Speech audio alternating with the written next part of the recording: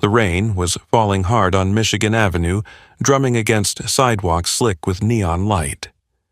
Beneath the roar of the L train, a little girl stood barefoot on a flattened cardboard box, clutching a guitar that looked twice her size. Her voice cut through the storm. "You are my sunshine, my only sunshine." Behind her, a giant billboard flashed the face of Daniel Whitaker, millionaire and judge of the nation's biggest talent show. What she didn't know was that this stranger smiling from the screen was the father who had abandoned her mother years ago. Before we go deeper, tell us in the comments, have you ever seen a moment when fate put two lives back on a collision course? Stay with this story. What happens next will break your heart and rebuild it. Her name was Maya Delgado, only 7 years old, with bangs plastered to her forehead, and eyes too determined for her age. Every note she sang was meant to buy one more day for her mother. Rosa Delgado, frail and coughing beneath an awning, tried to hide the sickness that was slowly stealing her strength. She pressed a scarf against her lips as if she could stop both the chill in her chest and the truth in her daughter's eyes. Maya sang harder when she heard that cough, as if her voice could be a roof strong enough to keep the sickness away. People slowed their steps, not because they expected to, but because something in that voice forced them to listen. Some tossed coins into the cap at her feet. Some pulled out phones and filmed. A retired bluesman named Mr. Hollis harmonica, hanging from his neck, stopped and watched until the last line faded. "Songbird," he said softly, "you got more soul in you than most men twice my age." He handed her a felt pick from his case, a tiny gesture that felt like a crown. Maya clutched it, nodded, and whispered, "I'm saving up. Mom needs medicine." His eyes tightened, and he tipped his hat without another word. The city wasn't gentle, but it was still human. A bus driver waved them on without a ticket when he saw Rosa shivering. A choir director at St. Maria's Church let Maya practice in the back row, her small voice blending with voices that filled the vaulted ceiling.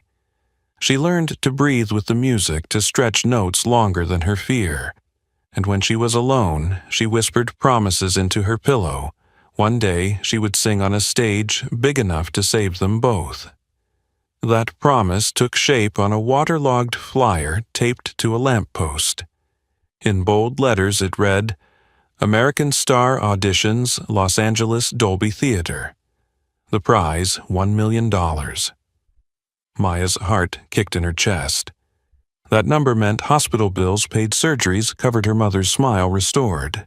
She pressed the flyer flat against her coat, turned to Rosa and said, "I can do this, Mama. I'll win for you." Rosa tried to protest, but she saw the light in her daughter's eyes, the kind that couldn't be dimmed. "If you sing anywhere, you've already given me everything," she whispered. But when Maya walked away, Rosa's hands trembled, and she knew her daughter was chasing more than a dream. She was chasing time itself. That night, thunder rolled over the city, shaking their small rented room. Maya sat cross-legged on the bed, guitar balanced on her knees, replaying a voice memo from Mr. Hollis.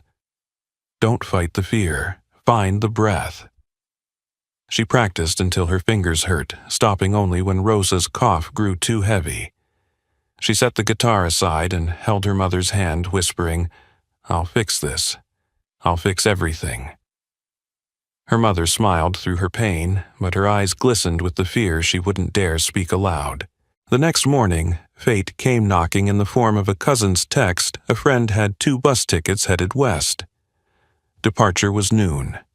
Maya's pulse quickened. She packed the guitar, the felt pick, and the flyer like relics of a future she wasn't willing to give up. As they left, rain still clung to the city, dripping from rooftops, like the sky itself was reluctant to let them go. On that wet morning in Chicago, no one watching could have guessed the truth that the little girl with the cardboard stage and the battered guitar was about to step into the spotlight of America's biggest show. And none of them knew that the man smiling from the billboard judge, millionaire, and household name wasn't just another celebrity. He was her father, She had never seen him. He had never heard her. But in less than a week their worlds would collide under the brightest lights in Hollywood. And when her voice rose again, the secret he'd buried for 7 years would finally demand to be heard. The Greyhound bus smelled of diesel leather seats and hope too fragile to speak aloud. Maya Delgado pressed her forehead against the glass as the fields of Illinois gave way to endless flatland. Her guitar rested across her lap, the silver coin in her pocket warm from constant touch. Next to her, Rosa shifted uncomfortably, her breath shallow, her scarf pulled tight around her mouth. The rhythmic hum of the engine masked the coughing fits, but Maya noticed everyone. She squeezed her mother's hand. "Just hold on. We're almost there," she whispered, though Los Angeles was still 2,000 miles away. At a rest stop in Nebraska, Rosa collapsed near the vending machines. Maya dropped the guitar case and screamed for help. A nurse named Keisha, traveling to see her own family, knelt down instantly, checked Rosa's pulse, and made her sip water. "You're running on fumes," Keisha said gently, her hand steady while Rosa's trembled. "You need a hospital." Rosa shook her head, fear flashing in her tired eyes. "We can't stop now." Keisha studied Maya's determined face, saw something older than 7 years staring back, and handed her a note. "If she gets worse, take her straight to Cedars-Sinai in L.A. Don't wait." When the bus roared back onto the highway, Maya tucked the note inside her guitar case like another promise she intended to keep. The miles stretched on. Maya practiced quietly, strumming muted chords, her voice just above a whisper, so as not to wake her mother. She replayed Mr. Hollis's voice notes, his gravelly encouragement, a tether between Chicago and the unknown. "Hit the breath, not the fear. The note is a place you visit, not a cliff you fall from." She mouthed the words until they felt like armor. Other passengers dozed, their heads bobbing with each turn of the road. Maya kept her eyes open, afraid that if she blinked too long, everything she loved might slip away. By the time the bus curved into Los Angeles, the morning sun poured over the city like gold spilled too quickly. The streets were noisy, chaotic, alive in a way Chicago never was.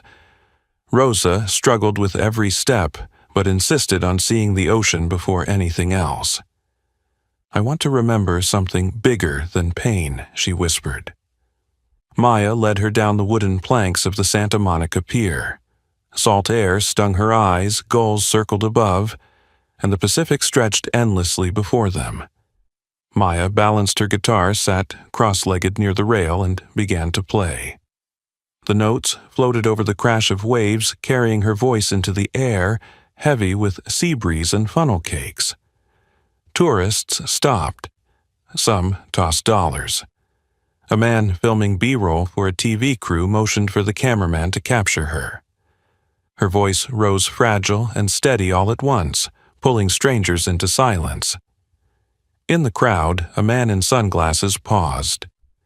He was tall, polished, distracted by a phone call. His name was Daniel Whitaker, a judge on American Star, and a man whose past carried more shadows than he admitted.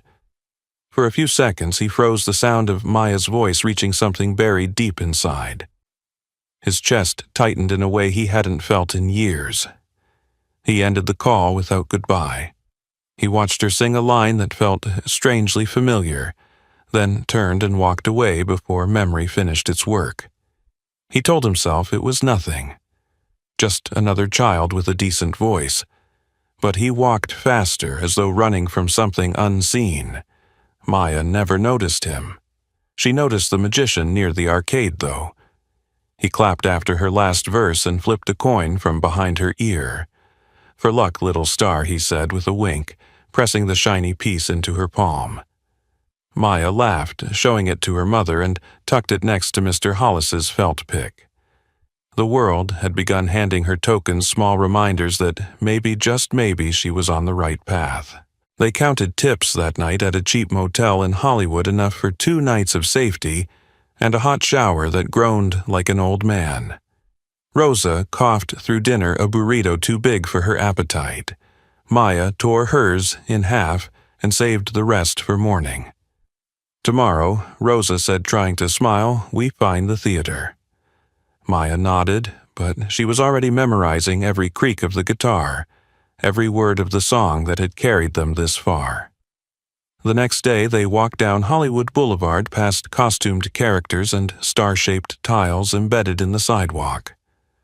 The Dolby Theater rose before them, massive and glittering a palace of sound.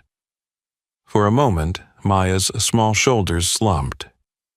How could her voice fill something so enormous? Rosa reached for her hand. A stage is just another sidewalk, she said softly. And you've already conquered that. Inside, the lobby pulsed with nervous energy. Contestants clutched sheet music, water bottles, and dreams. Some wore sequins, others designer shoes.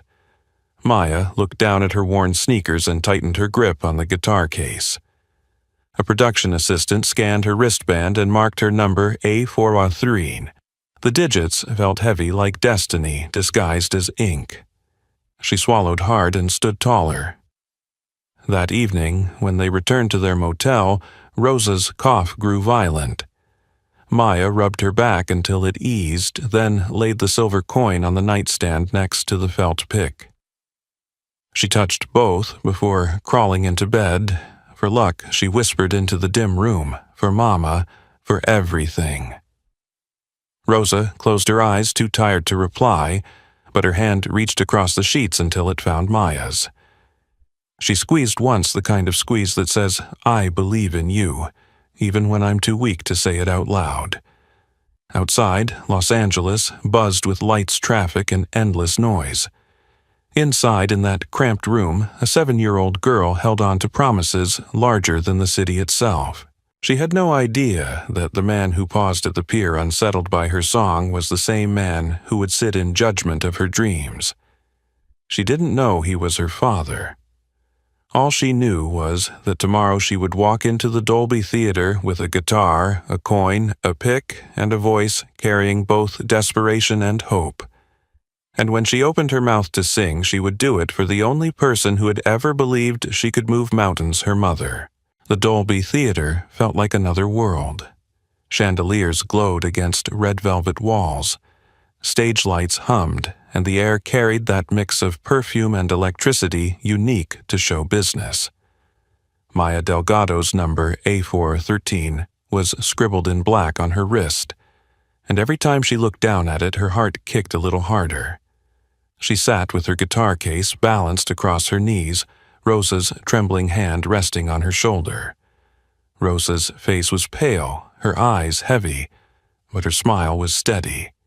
Remember, she whispered, don't just sing from your throat. Sing from the place that keeps you alive. Backstage was chaos. Contestants stretched their limbs, belted, warm-up notes, whispered prayers. Sequins glittered under fluorescent bulbs. One girl in her 20s tapped her heel on the floor mouthing scales, while a boy rehearsed beatboxing in a corner. Maya watched them all, feeling impossibly small in her sneakers and hand-me-down jacket. She rubbed the silver coin in her pocket, the magician's gift, then touched the felt pick Mr. Hollis had given her back in Chicago. They were her anchors. A young stagehand with a headset crouched down at her eye level. I'm Noah, he said, grinning like an older brother. I'll walk you out there. If your mic slips, I'll fix it. If you trip, I'll help you back up. Deal. Maya nodded, too nervous to speak, but his steady tone calmed her heartbeat for a moment. When her number was called, Noah guided her to the wings. The stage stretched out like an ocean under glaring white lights. From behind the curtain, she heard the muffled hum of cameras and an audience waiting. She tightened her grip on the guitar case. Rosa coughed behind her, but forced her voice steady. You've got this, baby. The doors opened and Maya stepped into the brightness. The stage swallowed her, yet somehow she stood taller. At the curved table in front of her, 3 judges waited.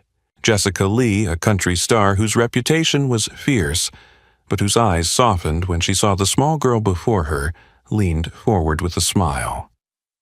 Beside her sat Ariel Stone, a Broadway producer with sharp glasses and sharper words. And in the center was Daniel Whitaker's suit, pressed cufflinks glinting his expression unreadable. "Hello there," Jessica said warmly. "What's your name, Maya Delgado?" Her voice wavered, then steadied. "And why are you here today?" Ariel asked, pen tapping against his notes. Maya swallowed. "My mom is sick. She needs surgery we can't afford. I sing on the street, but it's not enough. If I win this, I can save her." The room went silent.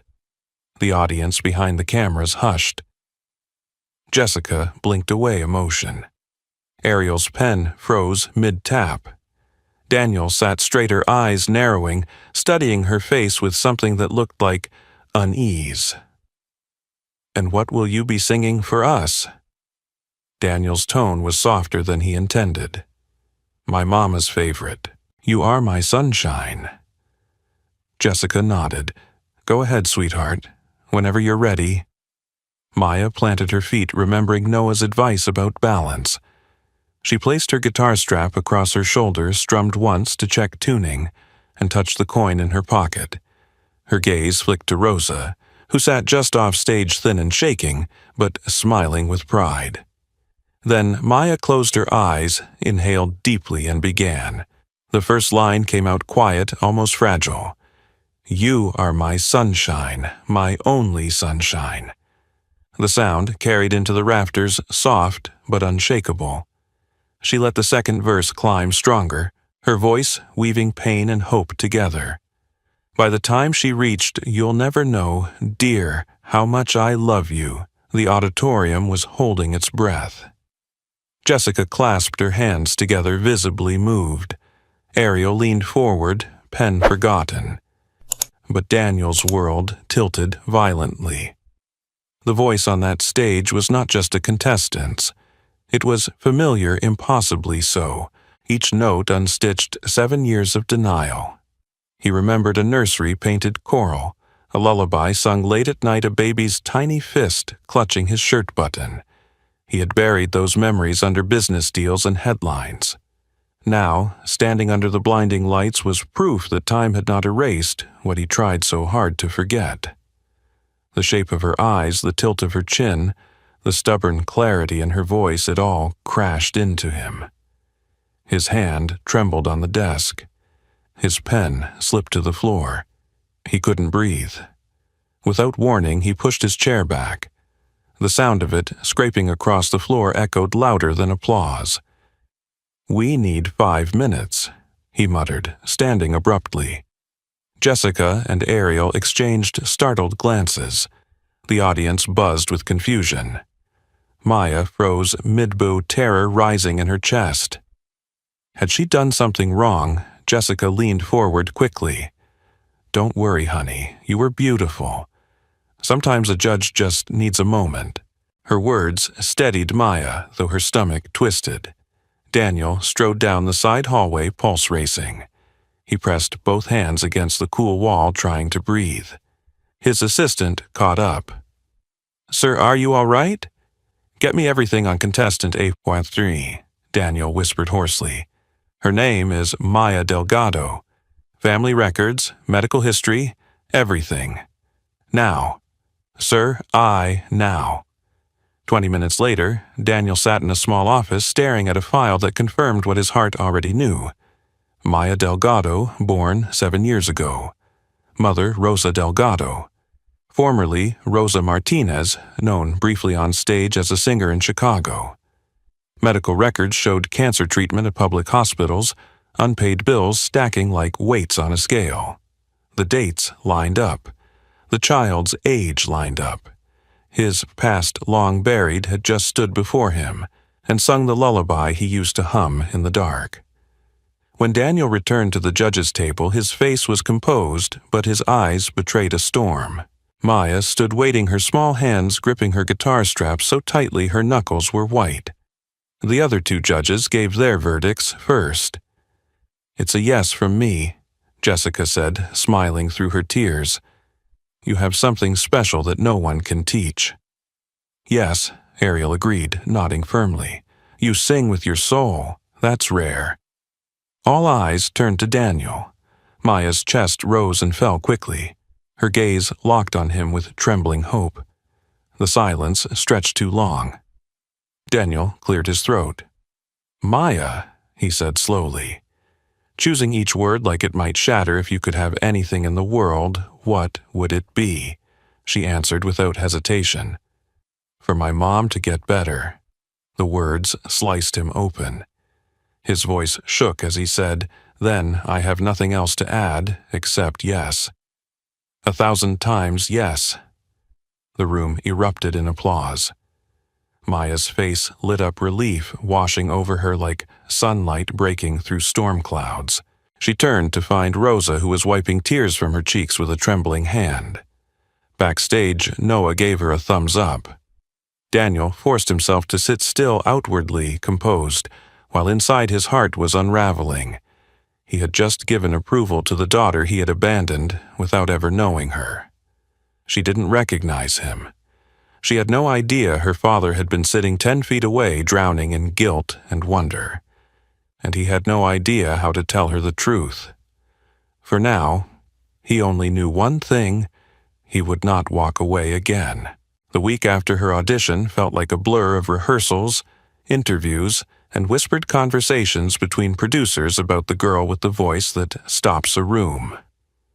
Maya Delgado didn't understand half of what was being said, but she felt the weight of it pressing on her small shoulders. The other contestants were older, polished, some with managers and publicists already circling.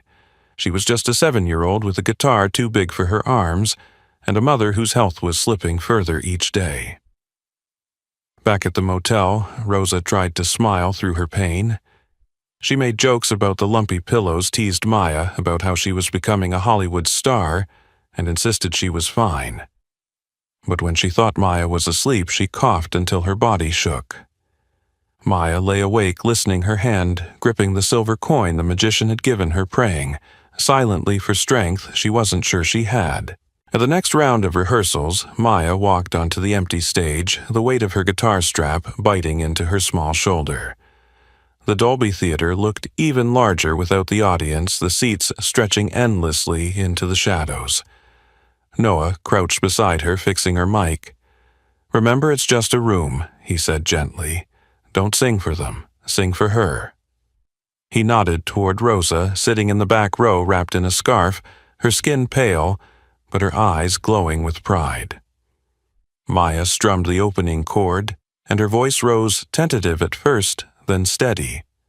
The sound echoed through the cavernous space, filling it with something raw and unpolished but undeniably powerful. Jessica Lee, who had slipped in quietly to watch rehearsal, clapped softly when Maya finished. "That right there," she said, "is what makes people believe." But belief couldn't hide reality. That night, Rosa collapsed in the motel bathroom, her body too weak to stand. Maya screamed for help, and within minutes paramedics were wheeling her mother out on a stretcher. The ride to Cedars-Sinai was a blur of flashing lights and cold fear. Maya held her mother's hand until the nurses pulled her back.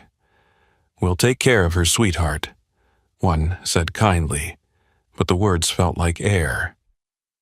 At the hospital, doctors spoke in terms Maya barely understood: metastasis, urgent surgery, limited window. She sat in the corner of the waiting room, clutching her guitar case like it was the only thing keeping her upright. Hours passed, each one heavier than the last. Unseen to her, Daniel Whitaker paced the hallway just one floor above. He had received the call from his investigator confirming everything. Rosa Delgado was indeed Rosa Martinez, the woman he had once loved, the woman he had left. And Maya, the little girl with the fierce eyes and haunting voice, was his daughter. He pressed his hand against the cold glass of the window, watching the city below flicker with indifferent light. For the first time in years, the world of contracts and cameras felt meaningless. He pulled every string he could.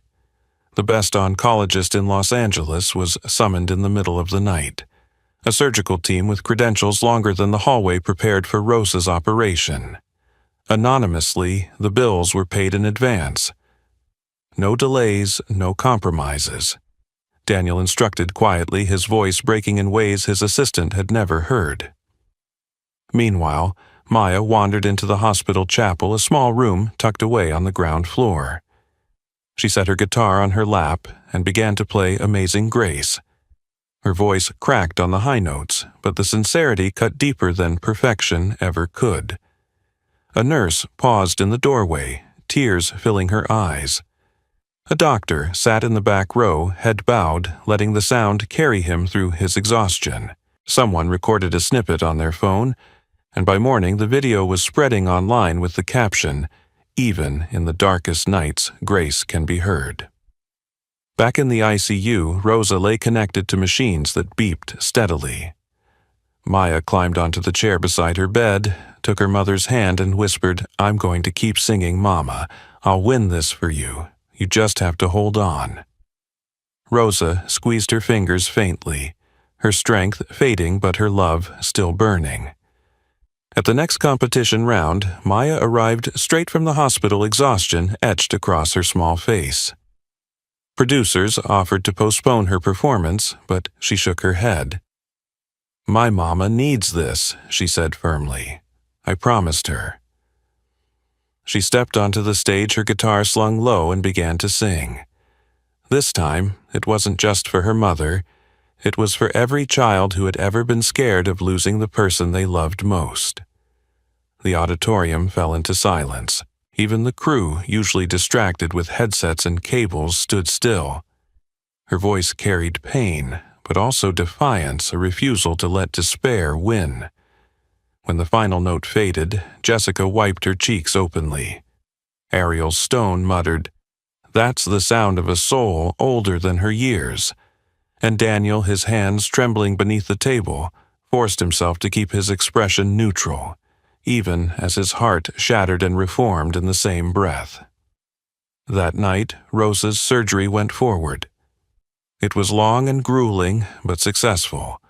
When the surgeon finally emerged, he told Maya, "Your mama is strong. She's still fighting."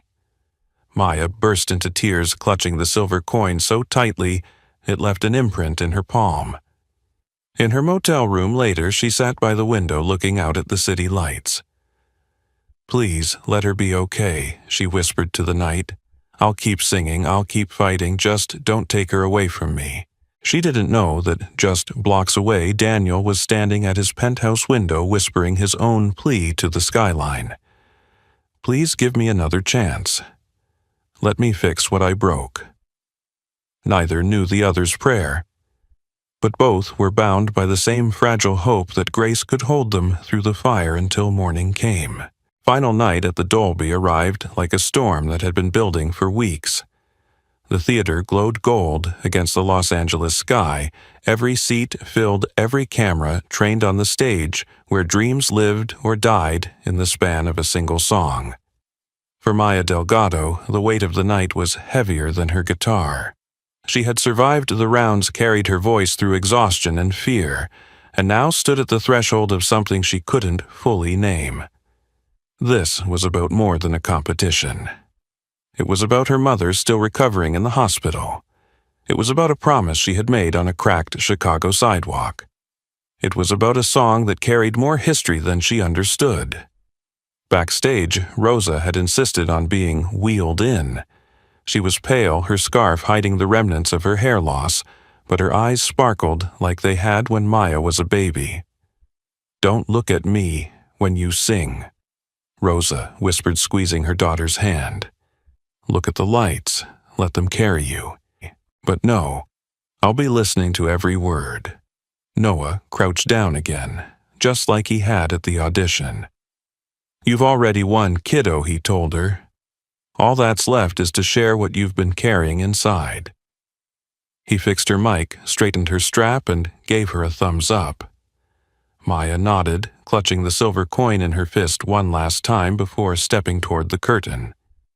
The audience hushed as she walked into the spotlight. She looked impossibly small under the towering set, her guitar almost comically large against her frame. Jessica leaned forward, smiling softly.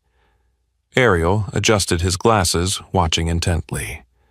And Daniel Whitaker, seated between them, felt his heart slam against his ribs. He had sat in this chair for years, heard thousands of hopefuls sing. But tonight, the girl standing center stage was his daughter. She didn't know not yet. And every beat of his heart screamed that he could not keep the truth buried much longer. "What will you be singing tonight?" Jessica asked gently. "My mama's favorite," Maya answered, her voice clear, despite the tremor in her hands. "It's called You Are My Sunshine," the audience murmured with recognition. Daniel's jaw tightened. That lullaby had once been his too. He remembered whispering it to a newborn in a crib he barely visited before ambition pulled him away. Now the melody was about to pull him back to the life he had abandoned. Maya strummed the opening chord. The first notes floated out soft and haunting. "You are my sunshine, my only sunshine." Her voice carried innocence, layered with something deeper, something born of hardship and fierce love. As the song built, she closed her eyes, pouring every ounce of fear, hope, and devotion into the melody. The words were not just lyrics, they were her plea to the world to save the person who meant everything to her. In the first row, Rosa's tears slipped silently down her cheeks. The theater disappeared for her, for it was just her daughter singing their song, the lullaby that had soothed her through hospital nights and gave her reason to fight. By the second verse, the audience was on their feet, clapping softly in rhythm, as though afraid to break the fragile magic in the air. Jessica covered her mouth openly, weeping. Ariel shook his head in disbelief, whispering, "This is lightning in a bottle." But Daniel was breaking. Every note pierced through the armor he had built over 7 years. He saw his child not as a contestant, but as the baby he had left behind, the baby who had somehow grown into this remarkable girl without him. He mouthed the words with her, his chest aching as if the melody itself was demanding he finally step out of the shadows. The final line hung in the air. "Please don't take my sunshine away." The auditorium erupted. Cheers, applause, whistles, the sound of 1,000 strangers acknowledging they had witnessed something rare and unforgettable. Maya curtsied shyly, her eyes scanning for her mother. Rosa lifted her hand, weak but proud, and Maya smiled through her tears. Jessica leaned into her mic. "That was the most moving performance I've ever seen on this stage." Ariel added, "Maya, you don't just sing, you remind us why music matters." Then all eyes turned to Daniel. His breath came uneven. He looked at Maya, saw the hope burning in her gaze, and knew he could not remain silent. He stood slowly, microphone in hand. The theater fell silent again, sensing something unprecedented. "Ladies and gentlemen," Daniel began, his voice thick with emotion. "I have judged hundreds of performances on this stage, but tonight something happened that has never happened before." He turned to Maya, his eyes shining. "The truth is, Maya Delgado is my daughter." Gasps rippled through the crowd. Maya froze, the guitar slipping slightly in her arms. She blinked, trying to process the words. Rosa covered her mouth, tears spilling freely. Daniel stepped down from the judges' table and walked toward the stage. Maya's voice cracked into the mic. "You're my dad?" He nodded, climbing the steps. "Yes, sweetheart. I am, and I know I don't deserve your forgiveness. I walked away when I shouldn't have, but I see you now, I hear you, and I will never walk away again." The audience held its collective breath. Maya's eyes filled with tears as she whispered, "Why did you leave?" Daniel dropped to his knees in front of her. "Because I was selfish and blind. I thought my dreams mattered more than family. I was wrong." You and your mama were the dream I should have never let go." The silence broke as Rosa was wheeled to the side of the stage. She reached out her hand, trembling. Daniel looked at her with shame and longing. "Rosa," he whispered, "I'm sorry." She met his eyes steadily. "It's not me you need to ask. It's her." Maya stood frozen between them, torn between anger and yearning. Then slowly she placed her small hand on Daniel's shoulder. "Do you promise?" she asked, her voice small but fierce. "I promise," he said, his voice breaking, "for the rest of my life." The host stepped forward, visibly moved. "I think we already know who tonight's winner is," he announced. "Maya Delgado, you have not only touched hearts with your voice, you've brought a family back together." Confetti rained down as the audience roared. Maya clung to her mother, then turned and hugged her father, awkward and trembling, but real. For the first time in 7 years, the Delgado family was no longer broken. Later, as cameras flashed and interviews swarmed, Maya looked at the man who was both judge and father. "You said I was your sunshine," she whispered. He smiled through tears. "You always have been." And under the dazzling lights of the Dolby, with her mother beside her and her father finally returned, Maya realized the prize was never just the $1 million or the trophy. The real victory was love reclaimed, promises renewed, and the family she thought she'd lost forever standing together at last. From the very first note on a rainy street corner to the confetti falling inside the Dolby Theater, Maya Delgado's story was one of resilience, love, and redemption.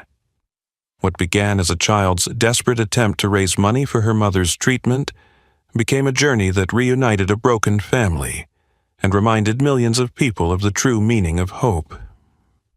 Maya sang not for fame or fortune, but because her mother's life depended on it. Each performance carried the weight of late-night hospital visits, mounting bills, and whispered prayers. Yet every time she stepped on stage, she transformed pain into something powerful, a voice that refused to break no matter how heavy the burden. Rosa, her mother, embodied grace in the face of suffering. Even as illness weakened her body, she never let it dim her faith in her daughter. She gave Maya the courage to believe that music could heal not only her, but the world around them. And she was right. For Daniel Whitaker, the millionaire judge, Maya's voice cracked open the walls he had spent years building around his regrets. In the sound of her song, he heard both the child he had abandoned and the man he still had a chance to become. His confession on that final night was not just about truth, it was about choosing to step back into the life he should never have left, no matter how late. In the end, Maya didn't just win a competition. She won back her mother's health, her father's love, and the chance to grow up knowing that her voice had the power to change lives. For those who watched, her story became more than entertainment. It became a testament to the strength of love and the courage of a child who refused to give up. And what lesson do we take with us? Life will hand each of us trials we never asked for: illness, betrayal, financial hardship. But like Maya, we can choose to keep going. We can choose courage over despair, forgiveness over bitterness, and hope over fear. We can remember that second chances exist not just for others but for ourselves. If Maya's story touched your heart, let it remind you that love and faith can turn even the darkest chapters into something beautiful. And if you want to keep hearing stories that inspire and heal, make sure to subscribe to this channel. Your support helps us bring you more powerful content stories that remind us of who we are and what truly matters. Click subscribe, join this journey, and let's keep the light of hope alive together.